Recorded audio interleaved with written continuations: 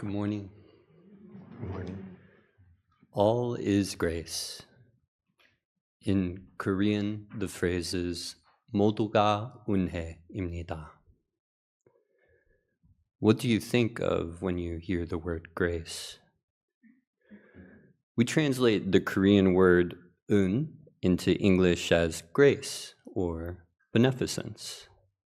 And the closest definition I could find is that of the Merriam-Webster dictionary, which defines grace as a virtue coming from God. In our case, it would be from Ilwansang, or the Dharmakaya Buddha, instead. In chapter 2, verse 2 of our scriptures, the founding master expounded on the connection between Ilwansang, the fourfold grace, and the universe, saying that if we were to specify the content of Ilwansang, it is in fact the fourfold grace. If we were to specify the content of the fourfold grace, it is in fact all things in the universe. And there is nothing among the myriad things in heaven and earth, or the Dharma realm of empty space, that is not the Buddha. Thus, regardless of time or place, we must never neglect to maintain a respectful state of mind, and should treat the myriad things with the same pure mind and pious attitude we have for the Venerable Buddha. All things in the universe are a part of Ilwansang and the Fourfold Grace. Ilwansang, the one circle image, is how we represent our original mind and the consummate oneness of the universe. In Ilwansang, we are all interconnected and interdependent. The fourfold grace is the grace of heaven and earth, the nature around us, the universe itself, the wind, the rain, the sky. The grace of parents. This includes biological and adopted parents and all those who played a role in educating us and helping us reach the point where we are today. The grace of fellow beings. That includes all living beings, you, me. And the grace of laws and universal principles. This involves rules at the family, community, world, and universal level that help us to live in harmony. Within these forms of grace reside all things within the universe, endlessly interwoven and connected, both receiving and giving grace. As the founding master said, everything is a part of the fourfold grace. All is grace. But unfortunately, our sense of self, worldly desires, and sensory conditions can often cloud the truth, making it difficult to recognize everything around us as the Buddha. One of the most common clouds in this case is resentment. We often have resentment arise in response to patterns of behavior that we dislike, and then we start to take personally. For me, recently I've had a roommate who has trouble picking up after themselves. I prefer to keep things tidy, as too much mess can be overstimulating for me, and I've expressed this need to my roommate, but the behavior hasn't changed.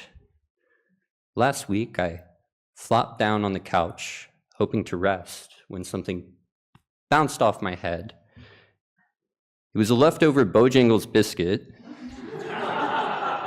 that had been there since morning. I was seeing red, and it wasn't just because of the ketchup on my face. All is grace. It was difficult to think of my roommate as the Buddha in that moment. How could they leave that biscuit there? Gratitude was also far away. At that moment, when I took the time to clean, gathering up the crumbs that had fallen, I tried to take a moment to pause and breathe in. Oh, all is grace, all is grace. While I was cleaning the couch, though, I was cleaning my mind as well. What I realized is that although this was unpleasant for me, my roommate is actually a really great person. I really enjoy spending time with them, and they allow me to live where I am. I also thought about when I was a child, and I left things all over the place that my parents had to pick up after me. It's amazing how much one biscuit was able to cloud my judgment in that moment. Our second head Dharma master, Master Chung-san, said that without realizing ongoing great beneficence, we may end up resenting small harms. This is like regarding food as the enemy because you once got an upset stomach after a meal. So even though I experienced something unpleasant, it doesn't mean that I should discount all of the positive graces that I've received from my roommate. When we truly understand the grace that we receive, it becomes easier to feel gratitude. And that's why our meditation practice is so important. It provides both perspective and clarity, which are the foundation for gratitude. But not everything is as pleasant as my roommate or food. Earlier this year, while babysitting for a good friend, I was playing catch with their kid in the backyard. Upon noticing a mosquito, I suggested we go back inside. A couple of hours later, my legs began to itch.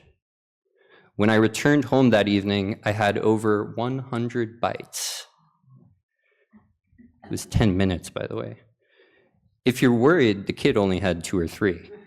I was the more appealing prospect.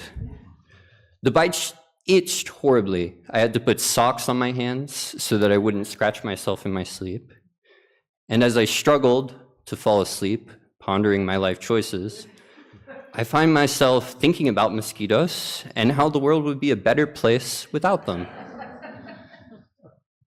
A few days later, I drove up to the Won Dharma Center with Kelly for a retreat, and there we talked about how to find grace in all things. Some people also mentioned mosquitoes as a personal struggle as well. Solidarity. While I was there, in the beautiful mountains, we took a walk through the trails in the pastures filled with birds and flowers. I enjoyed the beautiful nature, deeply grateful for my time there. And there it was, gratitude. I realized that much of the nature that I enjoy is actually thanks to mosquitoes, because outside of their feeding on me, they're actually quite busy. Normally, they don't just feed on blood, they feed on nectar and play an important role in the ecosystem as pollinators. For birds, they serve as an important food source. Without mosquitoes, actually, many of these beautiful things that I was enjoying wouldn't exist. And without this awareness, mosquitoes would seem like nothing but an annoyance, easy to get rid of and let go. I'd been so caught up in myself that I ignored the benefit that mosquitoes bestow on me and the rest of the world. The mosquitoes had become my teachers and provided me with a great awareness of the world's interconnectedness. My blood and itchiness were a small price to pay to be taught by the Buddha. Now, whenever I see a mosquito, I do my best to treat it with gratitude and to get away as quickly as possible, and give them thanks for the beautiful world they help to sustain and for their guidance. If we aren't careful, even biscuits or mosquitoes can become huge obstacles that lead to conflict. Through practice and study, we can realize all of the grace around us and cultivate sincere gratitude. So as you walk through your day, if you hear a buzzing in your ear, rather than swiping, I hope you take a moment to bow to the Buddha, reminding you that all is grace.